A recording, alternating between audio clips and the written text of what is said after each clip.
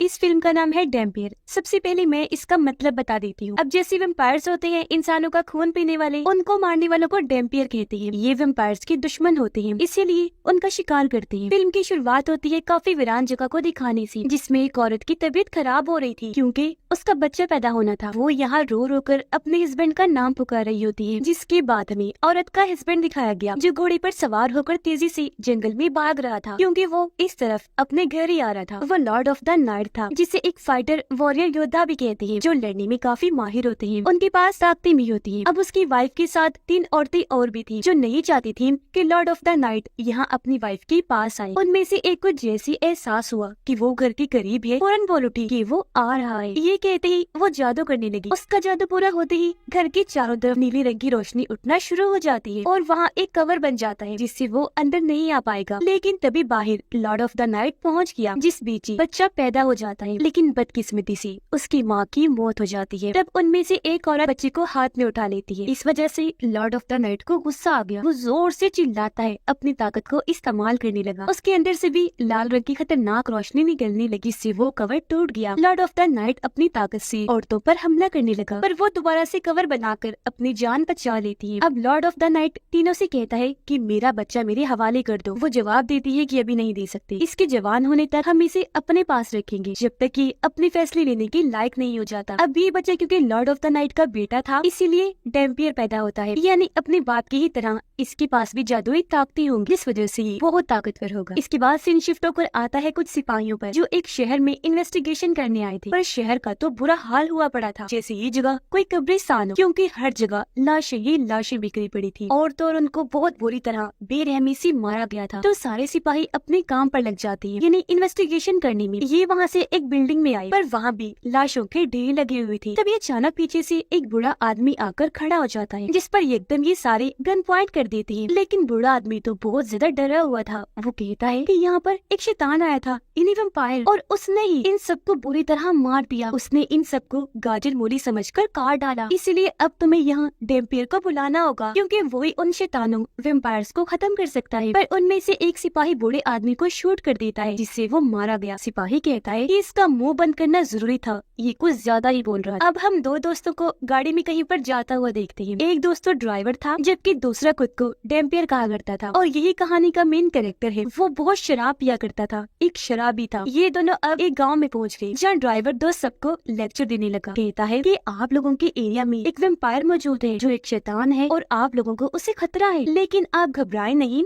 मैं अपने साथ एक ऐसे आदमी को लाया हूँ जो वैम्पायर्स का दुश्मन है, और उसका नाम डैम्पियर है। वो वैम्पायर से लड़कर आप सब लोगों को बचा देगा। लेकिन डैम्पियर तो साइड में खड़ा होकर एक के बाद एक शराब की बोतल खत्म कर रहा था। दरअसल ये लोगों को झूठ मूठ डैम्पियर का कहकर उन्हें पागल बना रहे थे, उनसे पैसे बटोरने के लिए। हकीकत में वो लड़का कोई डैम्पियर नहीं था, ये लोगों के साथ फ्रॉड कर रहे थे। अब डैम्पियर एक दरवाजे के पास जाकर अजीबोगरीब उल्टे सीधे एक्शन करने लगता है। फिर उन्हें बड़े यकीन से कहने लगा कि वो वैम्पायर मर चुका है, आप लोगों को अब से कोई खतरा नहीं, सब लोग आजाद है। उधर वो सिपाही जब शहर में थी तो आधे अंदर मौजूद थे, जबकि 2 बाहर पहरा दे रहे थे। अब बाहर वालों को एक लड़के की आवाज सुनाई दी, जो मदद के लिए पुकार रही थी। इनकी तरफ भी आने लगती है। अब एक सिपाही जैसे उसके करीब गया, पता चलता है कि वो कोई आम लड़की नहीं बल्कि वैम्पायर है, जो इन्हें देखते ही अपने लंबे लंबे नाखून बाहर निकाल कर एक का गला काट देती है। उसकी आवाज सुनकर बाकी सिपाही भी बाहर आ गए और वैम्पायर लड़की पर शूट करने लगते हैं। उसके साथ दूसरा वैम्पायर भी था, जो दोनों बहुत खतरनाक थी। हालांकि सिपाही इतने सारे थे, इन पर गोलियों की बारिश की जा रही थी, लेकिन सिर्फ ये 2 वैम्पायर से किसी के भी काबू आ ही नहीं रहे थे, और 4-5 सिपाहियों को मार गिराते हैं, उनका खून पी जाते हैं। अब जब वो गई तो हेड अपने कमांडर को कहता है कि इन वैम्पायर्स का खात्मा करने के लिए हमें डैम्पियर को बुलाना होगा। मैं एक डैम्पियर को जानता भी हूँ। ये सुन कमांडर कहता है, तुम क्या पागल हो गई हो, कैसी फजूल बकवास कर रहे हो, कोई डैम्पियर शैम्पियर नहीं होता। हेड कहता है, सर होता है, आपने देखा नहीं कि हमने अंधाधुंध गोलियां उन पर चलाई, लेकिन उन पर कोई असर नहीं हुआ, तो आप फिर हमें कैसे बचा पाओगे। मेरी मानो तो उस डैम्पियर को बुला ही लो, मैं उसे अच्छे से जानता हूँ। जिस पर कमांडर मान गया। इसीलिए कुछ सिपाहियों को उस नकली डैम्पियर के पास भेजता है, उस शराबी के पास, जो इस वक्त एक लड़की की लाश को दफन कर रही थी। सिपाही यहाँ आकर डैम्पियर और उसकी दोस्त को पकड़ लेते हैं और ले आते हैं कमांडर के पास। कमांडर डैम्पियर से कहता है कि मैं तो नहीं जानता कि तुम कौन हो, पर इतना बता दो कि वैम्पायर्स कैसे मरते हैं। ये सुन डैम्पियर फौरन बोला, अरे पागल कैसी बातें कर रहे हो, ये वैम्पायर्स वगैरह कुछ नहीं होते, मैं तो बस ऐसी मनगढ़ंत बात बनाकर लोगों को पागल बनाता हूँ उनसे पैसे लेने के लिए। जिस पर हेड कहते हैं, नहीं सर,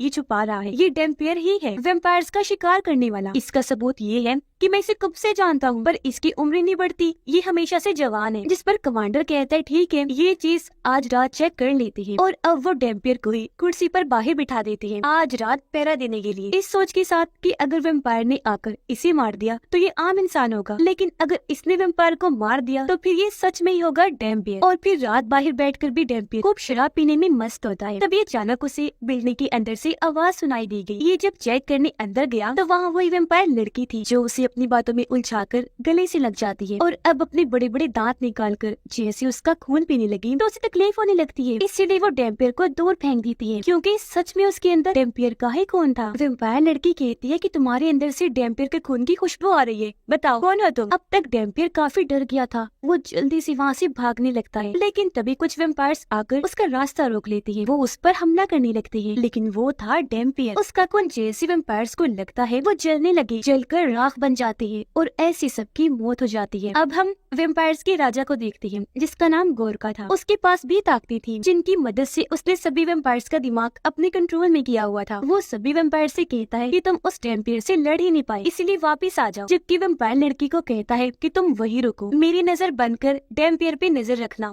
और वहाँ पर ही रहना। गोरका ने क्योंकि इनका दिमाग कंट्रोल किया हुआ था, इसीलिए वो अपने ठिकाने पर रहकर ही इन लोगों के जरिए वहाँ सब कुछ देख सकता था। यही वजह है कि वेम्पायर्स लड़की को डेम्पियर के पास ही छोड़ देता है। अगली सुबह कमांडर अपने साथियों के साथ बाहर आया, ये देखने की आखिर कल रात क्या हुआ होगा। उसे यहाँ वेम्पायर्स की जली हुई लाशें मिलती है, इसलिए वो सीधा डेम्पियर के पास गया, पूछता है कि आखिर तुमने इन सबको कैसे मारा। डेम्पियर जवाब देता है कि इन सब की एक वेम्पायर साथी अंदर भी मौजूद है जो मेरी दोस्त बन चुकी है। इसीलिए अब कमांडर अपनी टीम के साथ बिल्डिंग के अंदर जाने के लिए निकल पड़ता है। उसकी टीम काफी डरी हुई थी, कमांडर को कहती है कि हमें अंदर नहीं जाना चाहिए, चलो वापस चलते हैं, इन वेम्पायर्स शैतानों से कौन लड़े। पर कमांडर उनकी एक नहीं सुनता, बिल्डिंग के अंदर चला जाता है। पर यहाँ उसकी टीम गद्दारे पर उतर आती है। वेम्पायर लड़की को देखकर वो बहुत डर गई। अपने कमांडर को कहते हैं कि तुम्हें यहाँ आने का बहुत शौक था ना, इसीलिए अब तुम यही इस वेम्पायर के साथ रहोगे, तुम्हारे साथ डेम्पियर और उसका दोस्त भी होगा, हम यहाँ से जा रहे हैं। जो कहकर उन्होंने इन लोगों को यहाँ पर बंद कर दिया और यहाँ से जाने लगे। डेम्पियर अपने ड्राइवर साथी को कहता है कि देखो यहाँ पर बहुत खतरा है, इसलिए तुम भी उन सिपाहियों के साथ चले जाओ। पर उसके दोस्त ने साफ साफ मना कर दिया, ये कहकर कि मैं तुम्हारे साथ यही रहूंगा। लेकिन डेम्पियर ने जैसे तैसे उसे मनाकर सिपाहियों के साथ भेज ही दिया। जिसके बाद डेम्पियर उस लड़की से बात करने लगा जो अपना नाम अलेक्सा बताती है और कहती है कि मैं गोरका के लिए काम करती, वो मेरे दिमाग को भी कंट्रोल कर सकता है, पर मैं उससे बिल्कुल खुश नहीं, उसके साथ काम करना नहीं चाहती, बल्कि उसकी जान लेना चाहती हूँ, क्योंकि वो मुझसे गलत काम करवाता है जो मैं नहीं करना चाहती। डेम्पियर उससे पूछता है कि तुम मेरे बारे में क्या जानती हो, जिस पर वो कहती है कि तुम लॉर्ड ऑफ द नाइट के बेटे हो। लॉर्ड ऑफ द नाइट जिससे भी शादी करता है उससे तुम जैसे लोग डेम्पियर पैदा होते हैं। जिससे यहाँ हम समझ गए कि शुरुआत में जो डेम्पियर बच्चा पैदा हुआ था वो और कोई नहीं बल्कि यही था। आगे वो कहती है कि तुम डेम्पियर भी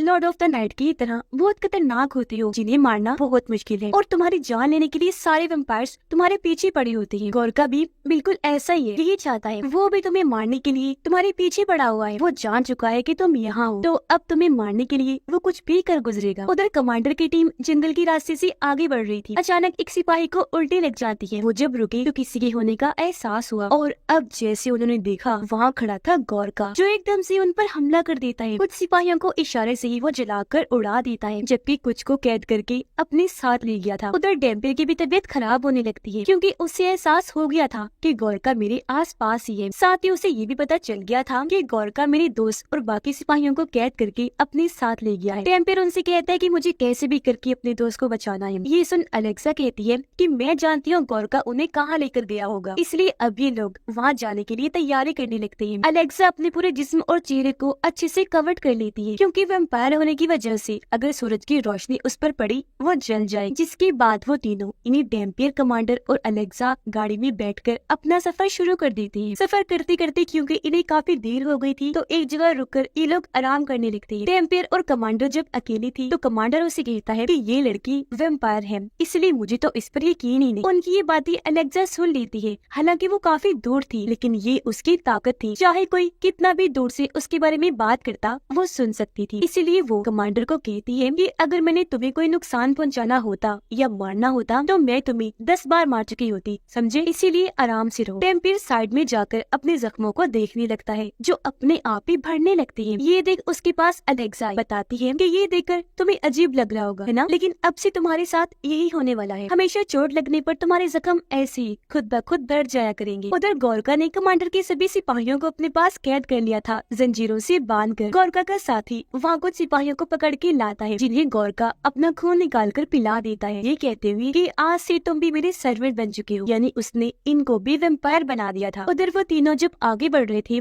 तो कमांडर कहता है कि जब हम उस शहर में दाखिल होंगे तो तब वेम्पायर्स और गोरका का खात्मा कैसे करेंगे, क्योंकि इन गोलियों से तो उनका कुछ नहीं होगा। जिस पर डेम्पियर कहता है कोई मसला नहीं, उनसे निपटने के लिए मेरे पास एक हल है। वो सारी गोलियों को टेबल पर रखता है, फिर चाकू से अपना हाथ काटकर खून निकालता है और उन गोलियों पर डालने लगा। कहता है कि अब ठीक है, मेरे खून की गोलियां खाते ही सभी वेम्पायर्स जलकर मारे जाएंगे। तभी अलेक्सा कहती है मुझे भी गन चाहिए, लेकिन कमांडर ये सुनकर उससे बदतमीजी करने लगता है, जिस पर अलेक्सा को गुस्सा आ गया। यहाँ वो उसे अपनी ताकत दिखाती है, गले से पकड़कर दीवार के साथ लगाकर ऊपर कर देती है। फिर कहने लगी कि मैंने तुम्हें पहले भी कहा, मैं अगर तुम्हें मारना चाहती तो 10 नहीं 70 बार मार चुकी होती, आई समझ? इसीलिए अब ज्यादा बनने की जरूरत नहीं है, आराम से रहो। ये देख डेम्पियर दोनों से कहता है अच्छा बस करो, लड़ाई खत्म करो, हमें अपना सफर फिर से शुरू करना है। ये लोग आगे बढ़े, जल्दी और शहर में पहुंच जाते हैं। इस शहर में भी तबाही मची हुई थी, साथ ही हर कोई वेम्पायर से भी डरा हुआ था। अलेक्सा कहती है कि हम आबादी से नहीं गुजरेंगे बल्कि बिल्डिंग्स के अंदर से जाएंगे। और अब जैसे ये एक बिल्डिंग के अंदर गई, अलेक्सा को महसूस हो जाता है जैसे हमारे पीछे कोई आ रहा है। वो कहती है कि मैं सब जान गई हूँ, गोरका ने हमारे पीछे अपने आदमी भेज दिए। जल्दी गोरका की आदमी इनके सामने आ गई, जो और कोई नहीं बल्कि कमांडर के सिपाही थे। लेकिन अब सारे के सारे वेम्पायर्स बन चुके थे, इसलिए अब गोरका के साथी थी। वो आगे बढ़े इन पर हमला करने के लिए। कमांडर ने एक गोली चलाकर जैसे वेम्पायर को शूट किया, वो वेम्पायर जलकर भुन जाता है। जाहिर है इस पर डेम्पियर का खून जो लगा हुआ था। और फिर ऐसे करते करते ये सारे वेम्पायर्स को उन गोलियों की मदद से जला जला कर राख कर देते हैं। जो देख डेम्पियर काफी खुश हो गया, कहता है देखा मेरे खून की गोलियां काम कर गई ना। जिसके साथ ही उसकी टांग पर भी गोली लग गई। वो देखते हैं कि ये गोली अलेक्सा ने चलाई है, जो अब उनकी तरफ गन करके बढ़ने लगी। देखते हैं कि उसकी आंखें बिल्कुल काली पड़ चुकी हैं। वो दुखी होते हुए उनसे कहती है कि ये मैं अलेक्सा नहीं हूँ, बल्कि मेरे दिमाग को गोरका कंट्रोल करके मुझसे ये सब करवा रहा है। डेम्पियर उसकी गन पकड़ के कहता है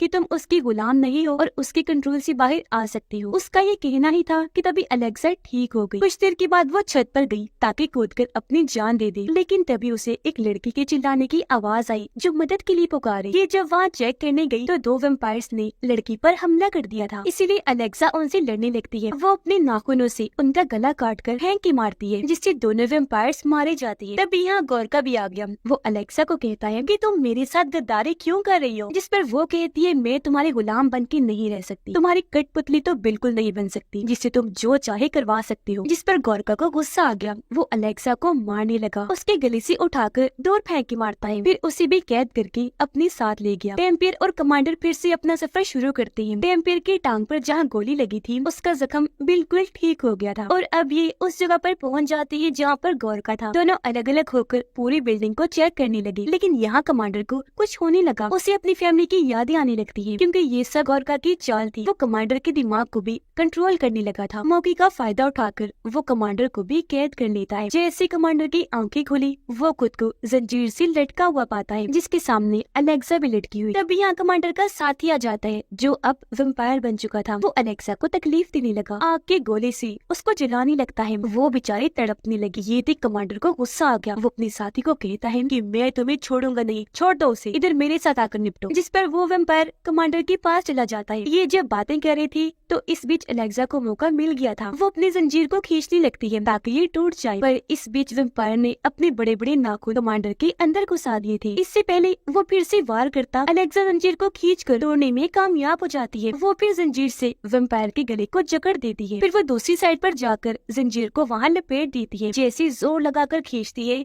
वेम्पायर वही मारा जाता है। पर यहाँ अब अलेक्सा की तबीयत भी खराब होने लगती है। उसकी हालत मरने वाली हो गई थी, इसलिए कमांडर उसे अपना खून निकाल कर पिला बताता है, जिससे वो ठीक हो गई और ऐसे इन दोनों की दोस्ती हो जाती है। वैम्पायर बिल्डिंग की छानबीन करते हुए आखिरकार गोरका के पास पहुंच जाता है। उसे देखते ही गोरका कहता है, आओ आओ लड़की, मैं तुम्हारा ही इंतजार कर रहा था। और अब वो अपनी खतरनाक ताकतों से वैम्पायर पर हमला कर देता है। पहले उसे दूर उठाकर मारता है, फिर पटक पटक के इधर उधर मारने लगा। उसे लड़ना तो दूर की बात, वैम्पायर तो अपना बचाव भी नहीं कर पा रहा था, वो टिक ही नहीं पाता। पर अब यहाँ हमले को रोककर गोरका कहता है कि तुम्हें मारने से पहले मैं तुम्हें किसी से मिलवाना चाहता हूँ। और तभी यहाँ वो वैम्पायर के दोस्त को लाता है, जो भी अब वैम्पायर बन चुका था और अब वो गोरका के कंट्रोल में था, इसीलिए वो वैम्पायर पर हमला करवा देता है। पर जाहिर है वैम्पायर का खून काफी ताकतवर था, वो जैसे उसकी दोस्त को लगा वो भी जलकर मारा गया। तब गोरका कहता है, लो, एक दोस्त ने दूसरे को मार दिया। तभी वो वैम्पायर पर भी हमला कर देता है अपनी खतरनाक ताकतों से। जैसे उसकी जान लेने लगा, पीछे कमांडर और अलेक्सा आ जाती है। तब गोरका कुछ देर के लिए वैम्पायर को छोड़कर उन पर हमला करता है, दोनों को अपनी ताकतों से दीवार के साथ लगा देता है। कहने लगा कि तुम भी अब अपने दोस्त वैम्पायर को अपनी आंखों के सामने मरता हुआ देखोगे, गवाही भी दोगी कि इसने कितनी चीखों पुकार की, पर बेचारा मारा ही गया। वैम्पायर जो बेहोश हो गया था, उसे एक सपना आता है